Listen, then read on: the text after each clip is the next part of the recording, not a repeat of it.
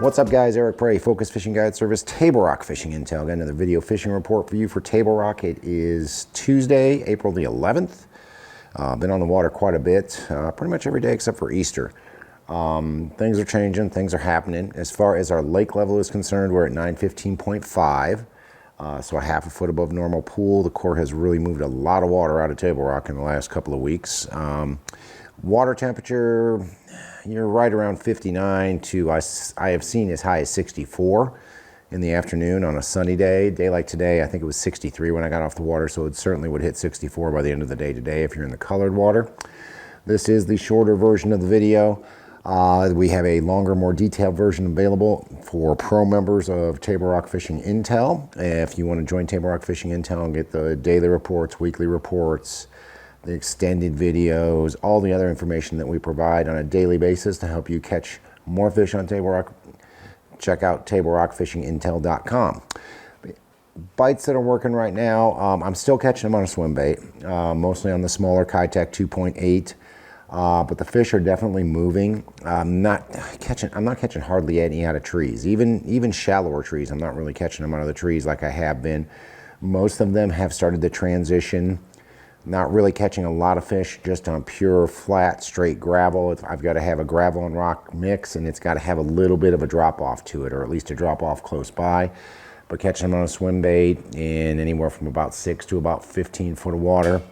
Catching them on a shaky head using the Jewel squirrel head, or on a Pro Spider jig, or you can probably catch them on a tube, probably catch them on a Ned rig. I like throwing the shaky head or the jig better just because I can throw them on a bait caster, so I feel like I have a little bit more control, but we're definitely doing that. Catching them again anywhere from about 5 foot out to about 12, maybe even 15 foot.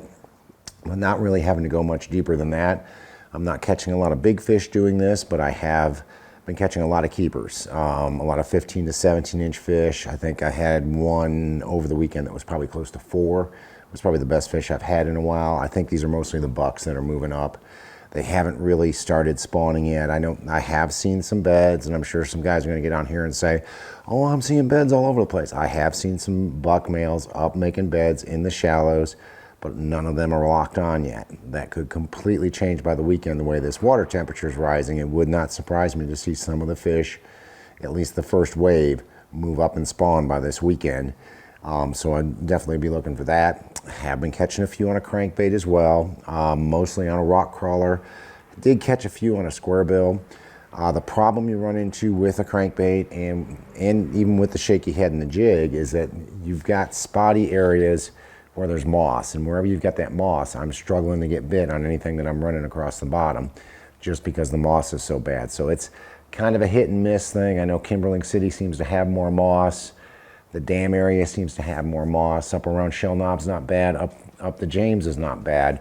So you can certainly work the bottom over where the water's got a little bit more color to it, where it's a little bit more stained versus in those clearer water areas.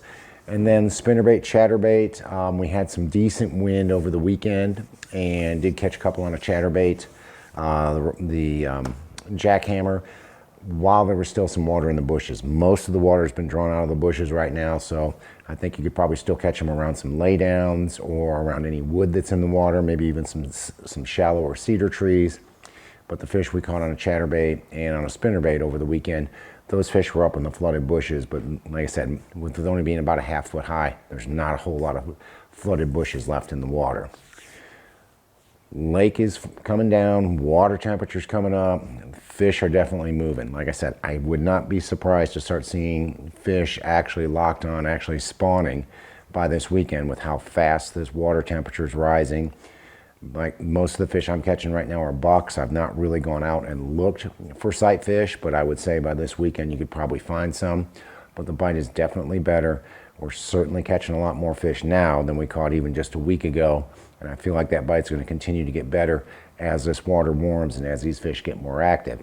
Best way to stay on top of it, best way to know what's going on, join Table Rock Fishing Intel, become a pro member, and get all the reports. We've had a ton of daily reports. We've got weekly reports, releasing videos. We'll have coverage of the BFL this weekend. Going to try to get coverage of the Big Bass Tournament this weekend as well. So you get all that information by being a pro member of Table Rock Fishing Intel. If you're coming down though, want to hire a guide, give me a call. It's Focus Fishing Guide Service. You can reach me at 417-860-4743 or hit my website, focusfishing.com, and you can either shoot me an email or book online. Either way, I get back to you as soon as I can.